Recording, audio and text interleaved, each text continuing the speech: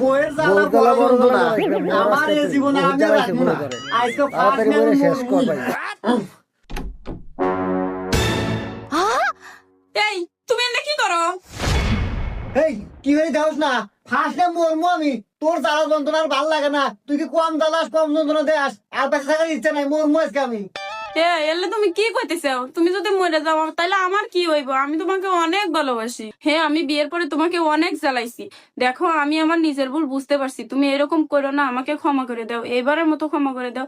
তুমি প্লিজ ফার্স্টলে মরো না, নামে আসো।